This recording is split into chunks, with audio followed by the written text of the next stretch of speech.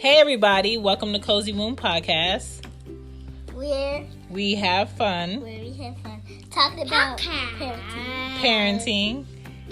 I'm Anya. Say Ari. Ari. This is Ari, and I'm Mommy Shan. Let's start the show. Yeah.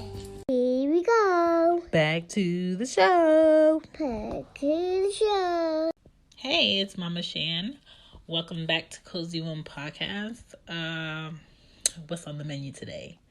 On the menu is definitely mother-daughter relationships this episode. Basically, I'm going to speak on the importance of them, why we should focus on them, what the start to the end to the middle may mean for a girl to a preteen to a teenager to a young adult. The episode that we had before this for Cozy Womb Podcast was, should you teach your kids about buying stocks? So if that's something you would want to check out, that's the episode before this that you want to check out. This podcast is available on other platforms. You don't have to just listen on Anchor. You can listen on Spotify, Castbox, Apple Podcasts. What other platform? Podbean. Then you have Radio Public. So whatever is easiest for you. And you can also listen to it online on anchorfm.com if that's something you're interested in. But let's just get into today's episode. All right, moms out there, grab a seat. Daughters. I'm more focused on the mother-daughter relationship. Now, if you're like a teen, you can listen. But if there's any daughters or little kids younger than, I want to say 13, maybe they don't want to listen to this episode because I'm really focusing on the importance of the mother-daughter relationship. So I'll give you a moment. All right. So welcome back. So mother-daughter relationships. If you think about a mother-daughter relationship, it's the first relationship that your daughter has to set sail in life. They grow within the mom. If you adopt a child and it's a girl and she's little, she grew within her mother. But you're going to take care of her now. You're going to become her mother. Even so, that first bond with a woman to woman, that's the first bond. You're her first love. You're her first feels. You're her first super person. You're her first go-to. You're her first person that she assumes can fix it, quote unquote. You're going to be her protector. Whether or not her father is in her life, around, there is a father figure. I always look to my mom as she's going to protect me. She's going to make sure nothing happens to me because she loves me. Why? Because she's told me so and she has shown me X, Y, and Z. That was always in my mind. I used to think that my mom was this super woman that always had an answer, was so smart, can do anything, could go anywhere, and could make anything happen when I was younger. And then I realized growing up that it's not that she knew everything, it's that she knew a lot.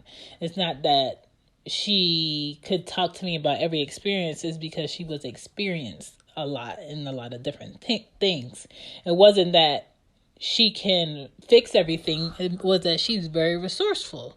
So as a child, they don't know the difference. They just see it as, let me go tell my mom so she can make it all right.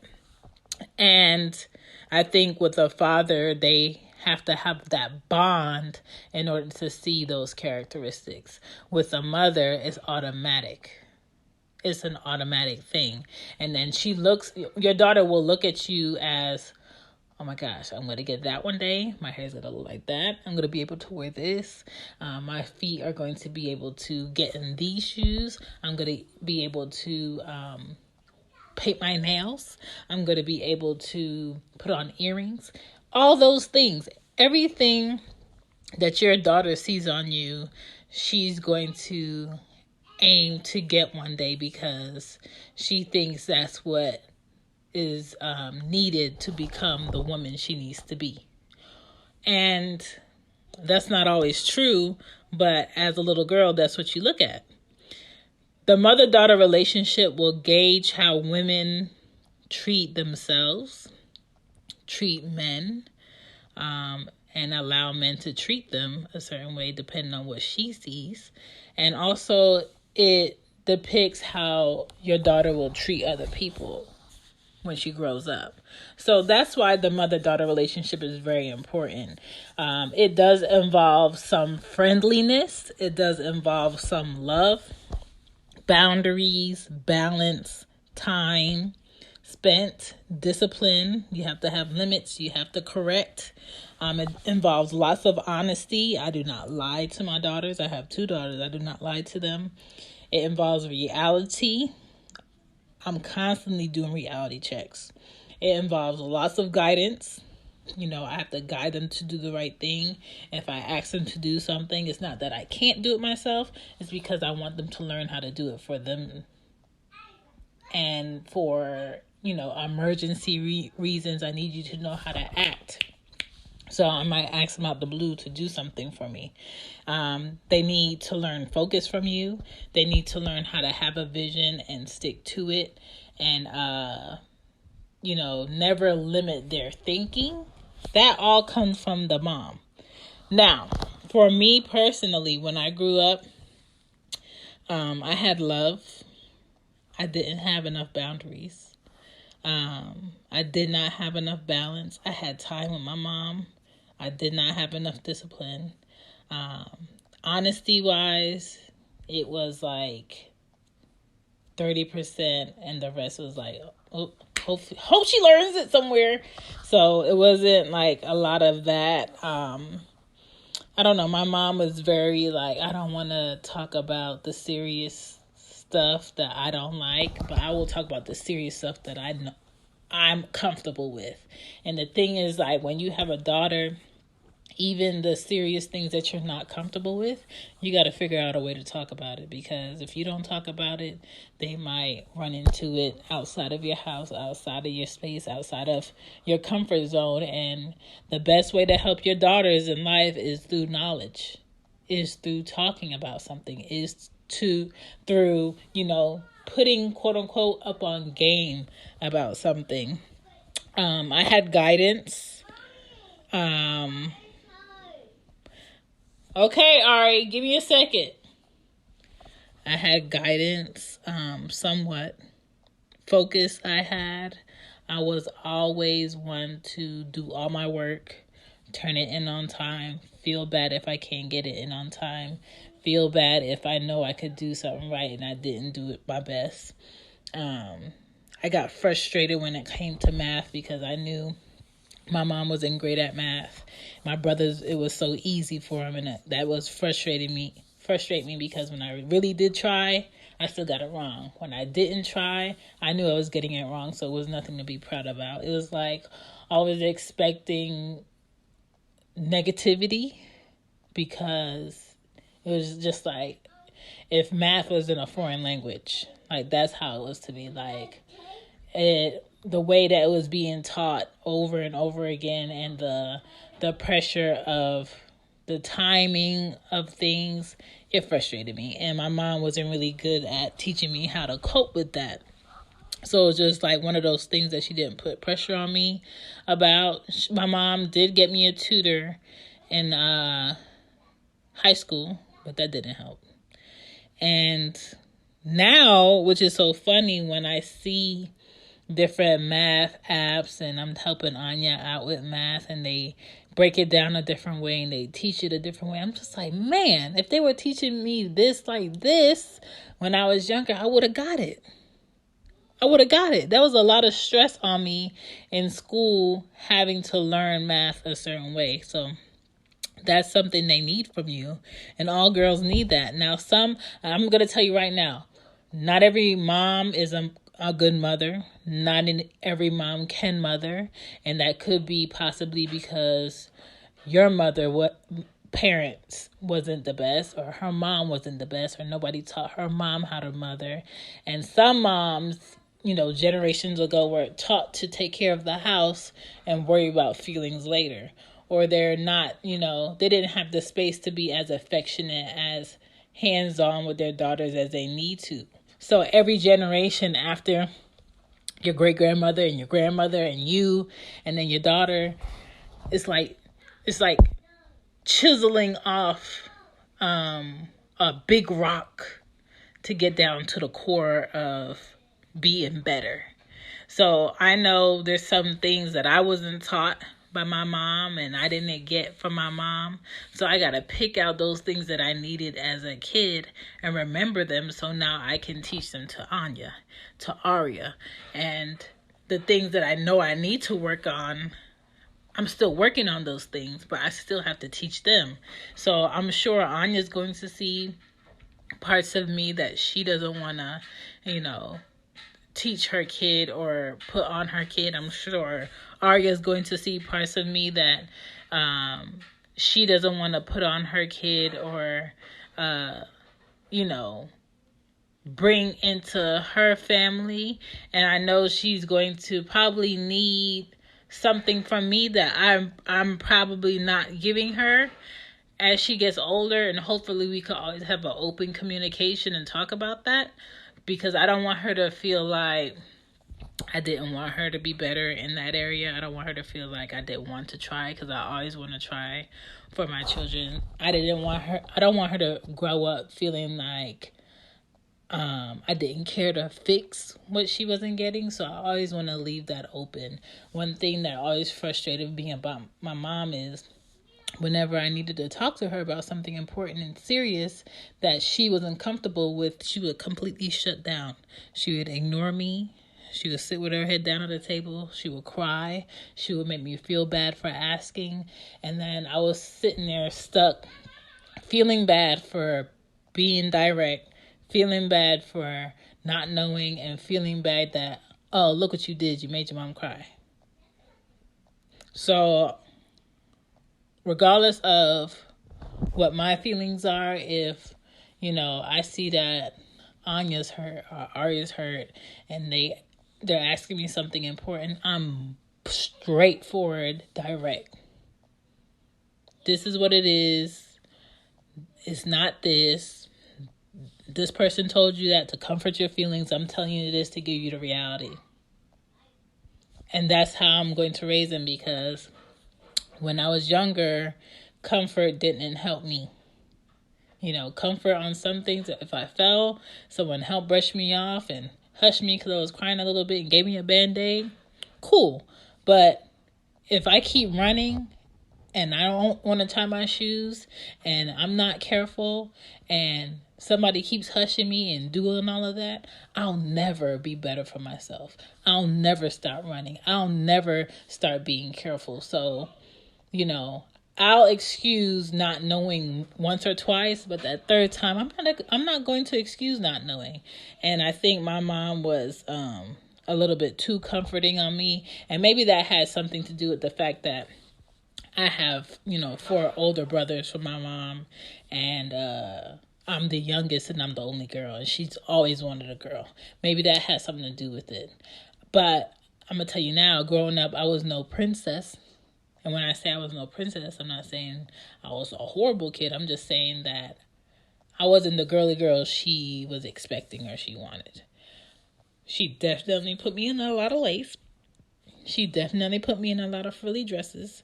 She definitely put bows in my hair. She definitely had me wearing lace socks. She definitely always wanted to put me in floral things. Sometimes I was with it and sometimes I wasn't. I hate stockings till this day because of my mother, because she always made me put on stockings. So that's one of those things. Your daughters may be like you a lot. Your daughters may be way different from you a lot. And sometimes, I'm going to tell you right now, both of my children are me times 10 in every way, good, and in every way not good.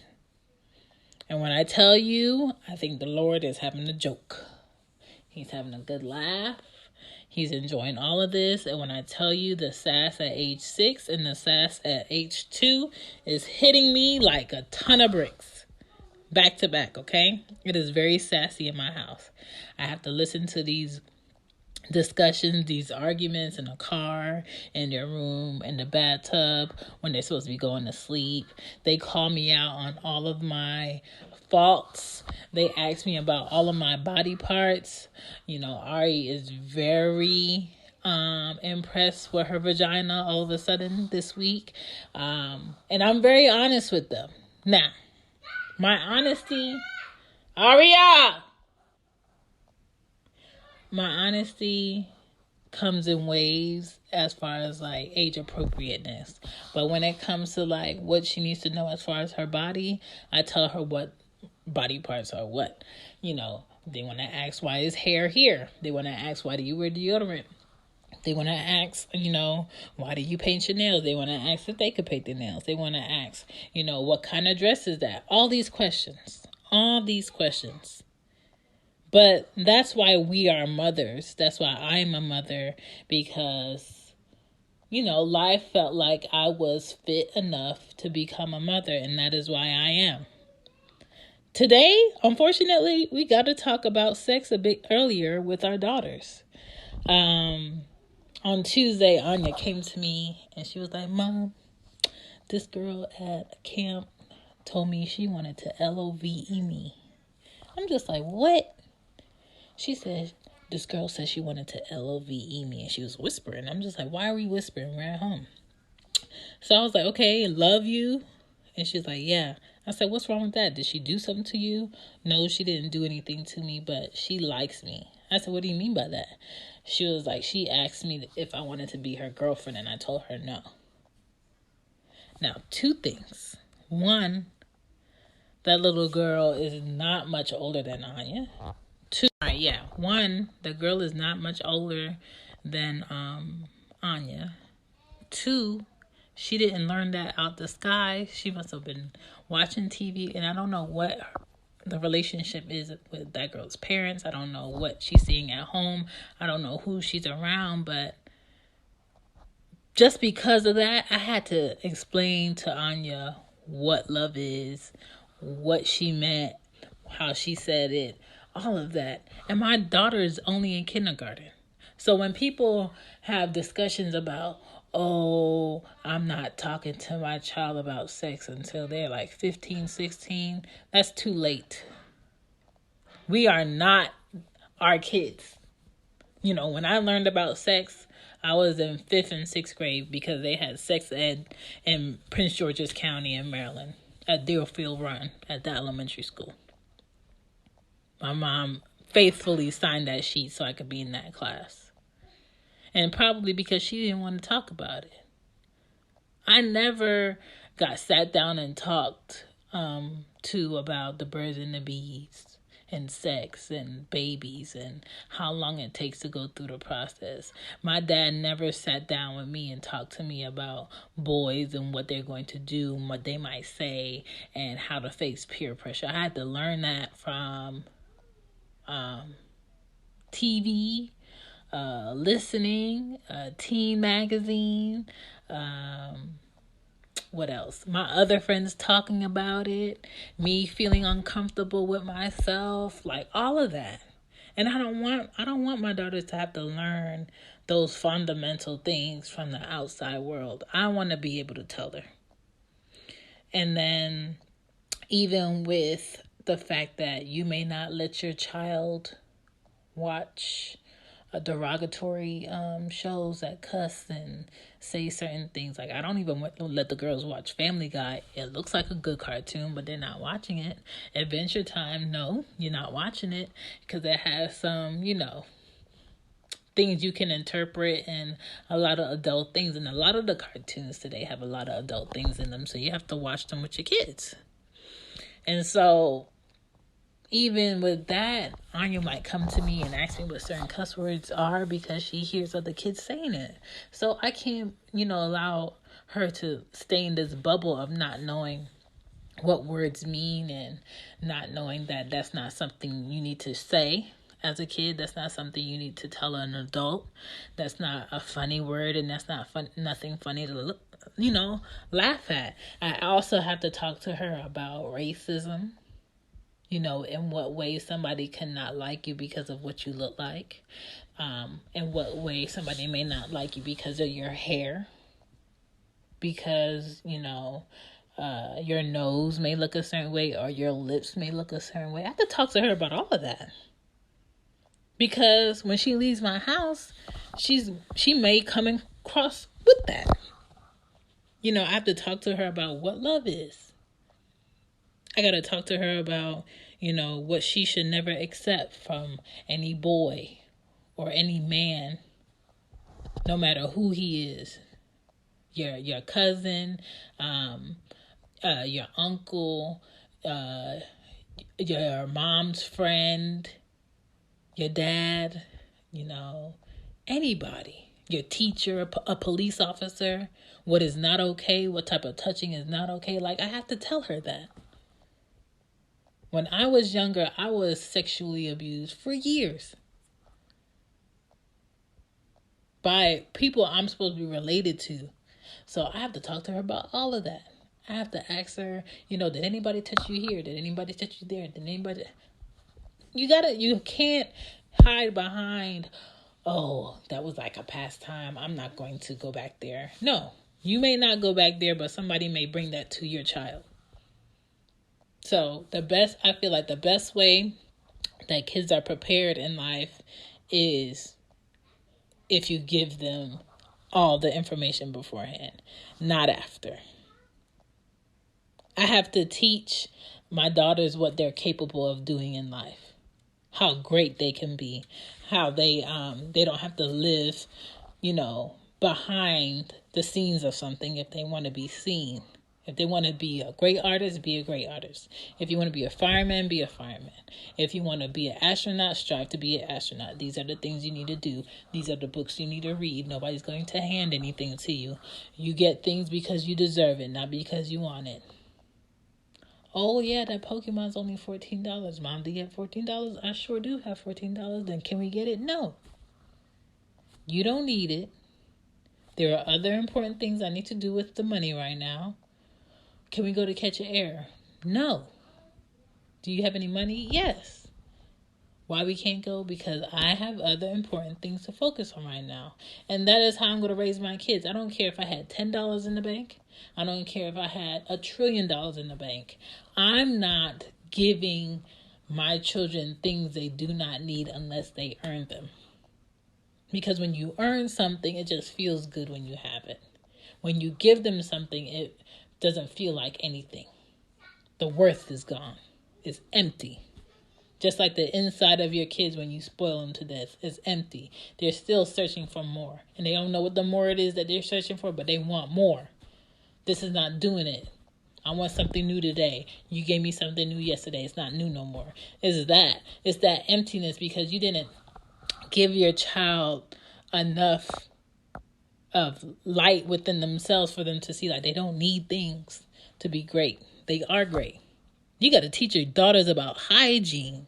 There's a lot of these little girls walking around. Even when I go pick up Anya in her class, when I tell you the body odor in that room, and I know there's boys and girls in that room, but come on. Sometimes I bathe Anya and she gets up in the morning and I smell them armpits. Girl, here's some deodorant. What is deodorant? This is what deodorant it is. Why do you wear deodorant? Because X, Y, and Z. You might sweat so you don't smell stinky here. Make sure you lotion your skin. Make sure you do your hair. Anya hates for me to wash her hair, but I tell her to wash it. And then I show her what the water looks like when I wash it. And I tell her that you're not going to have anybody that wants to be around you with your hair stinking dirty. Your hair is not going to look nice if it's dirty and nasty and you don't comb it. She hates her hair being combed. And she has very tight curly hair. It's beautiful and she hates her hair out. So I'm even working with her on wearing her hair out sometimes. Her hair is so pretty and she hates her hair out. She feels like her hair is not done if her hair is out. And that's about building confidence. You have to build confidence in your girls. Because this world is going to try to tear them down piece by piece, bit by bit.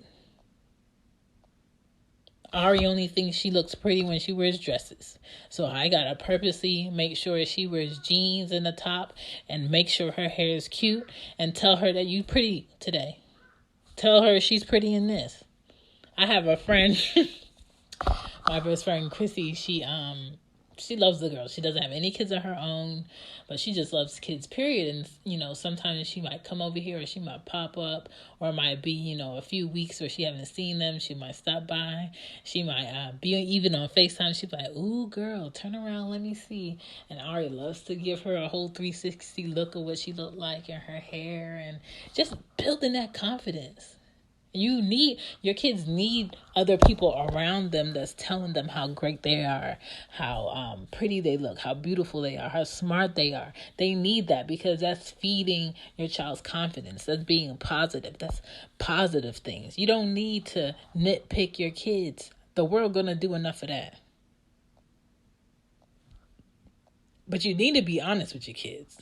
Like, I'm definitely one of those parents where if they scribble on a piece of paper and tell me to look, I'm like, that's a bunch of scribble. Draw something else. Like, you have to be honest about that stuff. Like, I'm not about to be, proud of subpar trying. I'm not. Because I know the world is not going to big them up when they put a dot in the middle of a paper and tell them that that's great art. I got to be realistic. I got to teach my daughters a proper way to act around men. A lot of fathers are supposed to teach that to their daughters, but I think it should be coming from mothers too, because girls need a man's point of view, a father's point of view, a brother's point of view, just as much as they need a mother's point of view when it comes on dealing with men and males. They need to know that they're not supposed to be sitting in men or boys' laps. That's not something you need to do. They need to know the proper way to hug a man, to greet a man, the proper language and body language, and how to sit with their legs crossed, and how to be appropriate distance from someone, how to talk to a married man that's with his wife, how to tell authoritarian no and still be respectful. You need to teach your daughters that being alone and not being in a relationship is okay. You need to tell your daughters that you don't have to rush to date because your friends are dating. You got to tell your daughters what is dating. What is courting? What do you mean by seeing? I'm sure by the time my daughters start dating, it's going to be different words for it. Now they have this thing called, I was just talking to him, or we was just cool, or we was just kicking it. Like, all of that is going to evolve into something, but don't wait too late to have the conversation, because if you're not having a conversation, their friends are having a conversation, and I want my daughters to be up on what is what, so nobody doesn't, get things over their head. You need to teach your daughters about saying no to boys, saying no to men if they don't feel comfortable, when to leave the room. You got to teach them, if they feel like they need to talk to somebody about something that happened, they're not sure if it was right or wrong. Talk to somebody if you don't want to talk to me. Let your daughters have another woman friend that they feel comfortable talking to about stuff if they don't want to talk to their mom. Some girls just don't want to talk to their mom about some things that's going on in their life just because it's their mom. But if you have a good friend that's, hip, quote unquote, or just like, closer to the ground than you, let them talk. You have to teach your daughters how to step up for themselves, when to step up for themselves. If they see another teenager or somebody in their college or their class being bullied, when to step in, why they should step in. Speaking up, not being that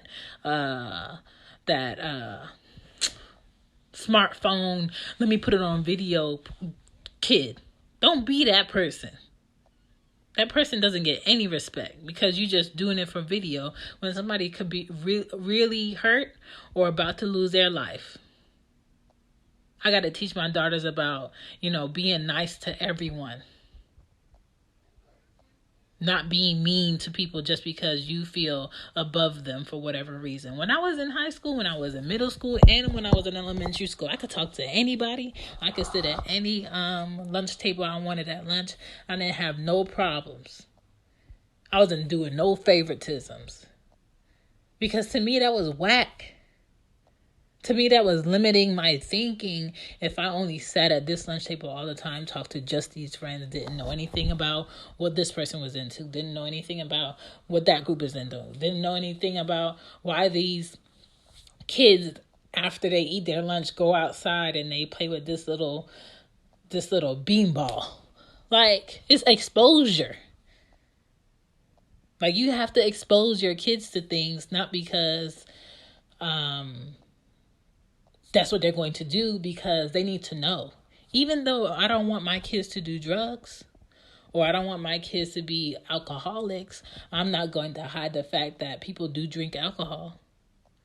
There's also limits to drinking alcohol. This is what may happen when you drink alcohol. When they get to a certain age, I'm definitely going to be that parent that's sending them pictures of what this sexual transmitted disease look like. Hey, hope you have a nice day. Bye. Like, that's going to be my type of parenting. I'm not saying that's going to be your type of parenting, but I'm going to be really like in your face about something. So you just know if anything goes down, you had all the room to come to me. You already know how I am. I'm never going to make them feel bad or ashamed to come to me about anything. I'm not going to dig down your neck about the slightest assumption that I think, or you being in a party after I told you not to be there. I'm not gonna yell at you the whole ride. I'm gonna have a conversation. I've been constantly telling Anya, stop using the word stupid around Ari. Stop using the word stupid.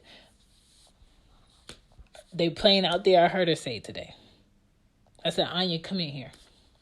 She came in here and she stood behind me. I said, come stand in front of me. I said, now tell me what I'm about to ask you.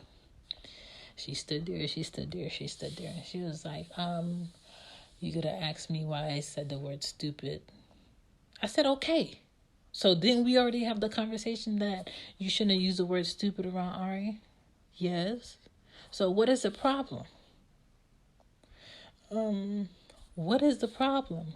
I don't know. I said, okay, go sit in my closet and close my door. Because it wasn't about let me beat it out of her. It wasn't about let me slap you. It wasn't about let me call you stupid so you can see how it feels. It was about like, I'm tired. I need to show how tired I am. I need you to be out my face, but you're not about to enjoy being out my face right now. Go sit in my closet. My closet door is right there.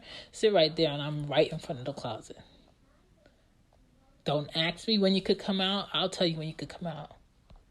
Sometimes it's about the conversation that's not being had and the conversation that needs to be had.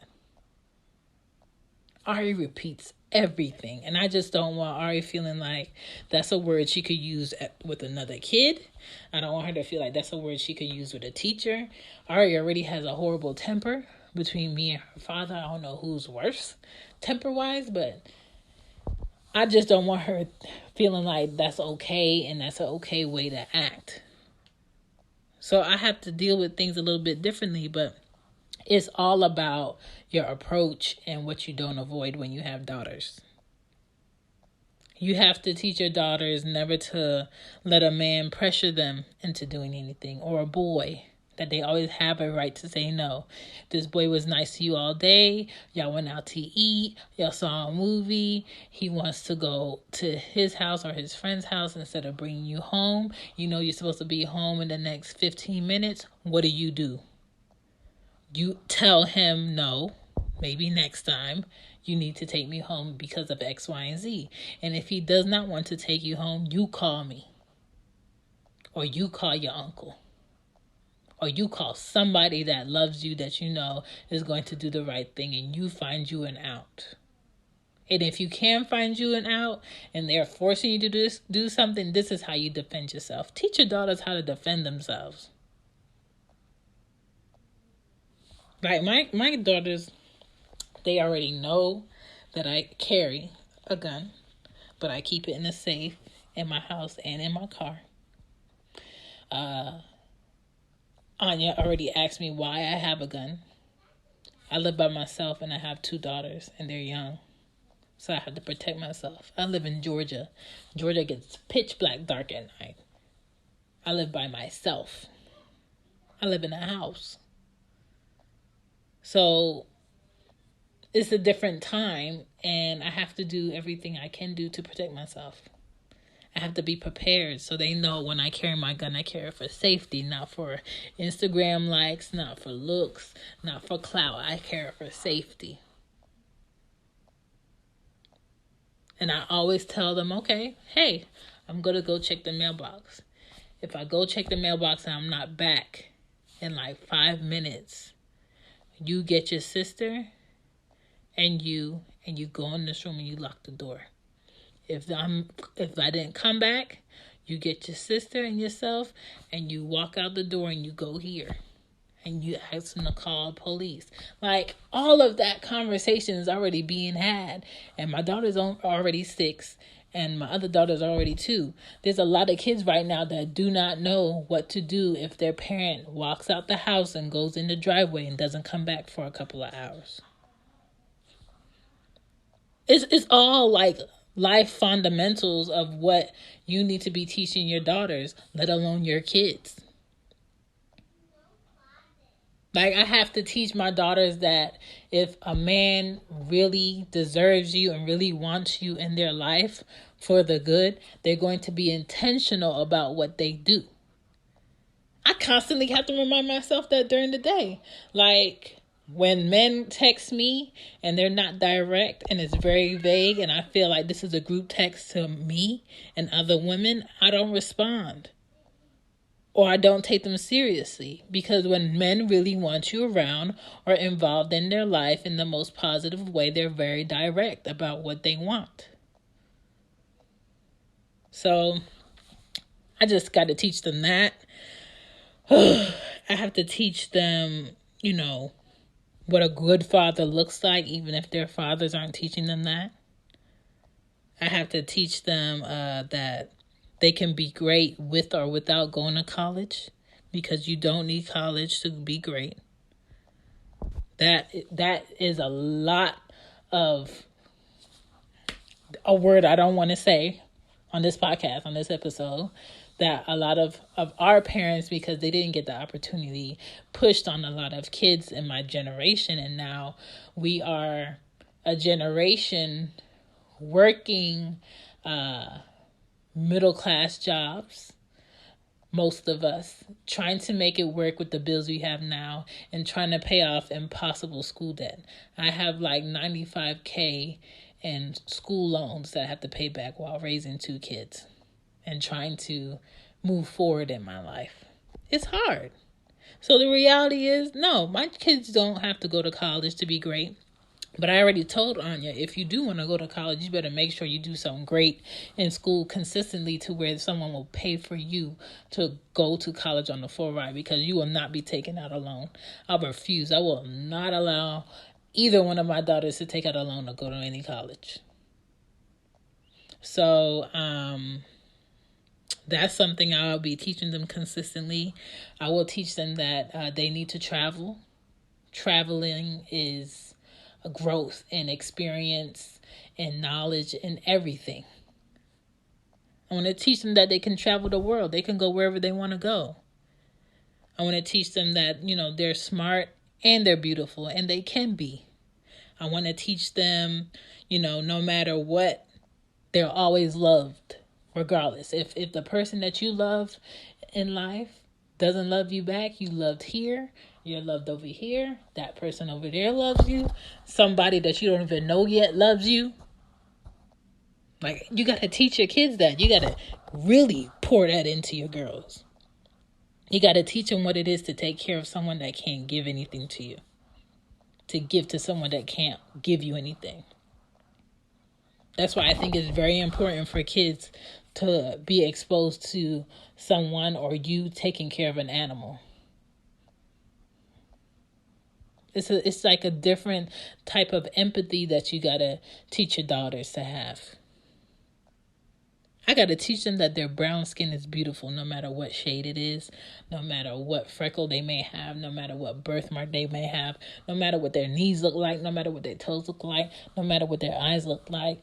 I gotta teach them that that's beautiful.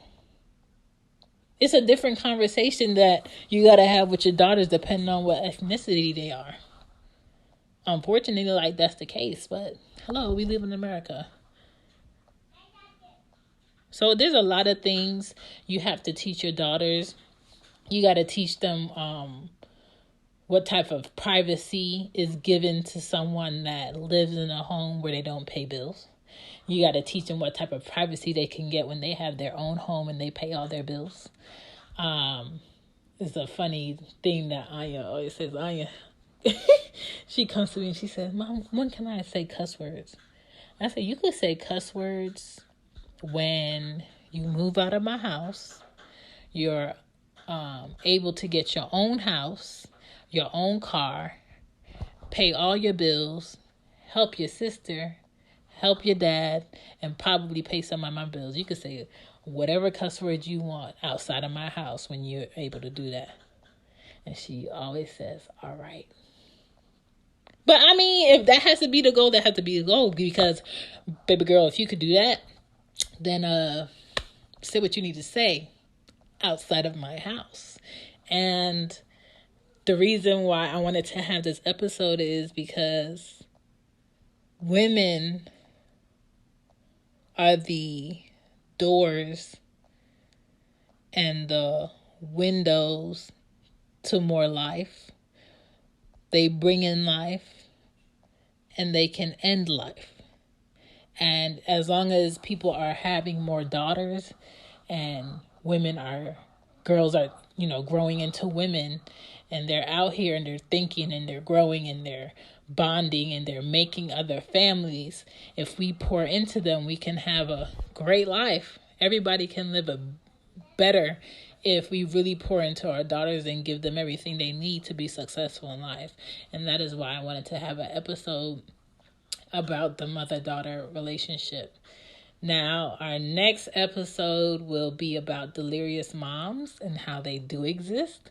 And that is okay if you're out here being a delirious mom, because trust me, I have my days. But thank you guys for listening to this long episode, but I just feel like it's really needed, and I didn't want to neglect our sons, but I feel like when it comes to our daughters, we really have to pour into them, because I don't know, I feel like a lot of the focus in the U.S. is very man-made, man, boy turns into a man. But what about our women? Women can withstand a lot of pain, more pain than a man can. Hence why we go through labor and we bring about life. And we lose a lot of women through labor.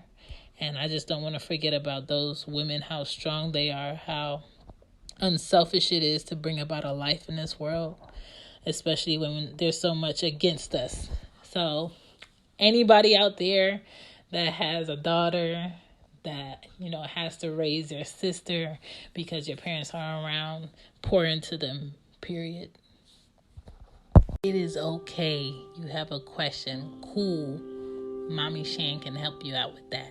Welcome to Mommy Shan segment. I got you. What's the question for today?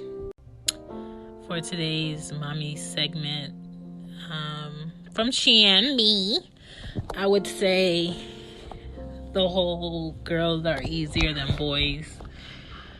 That's a lie. That is a lie. Not one time, but 2 times. You're welcome. Bye. Bye.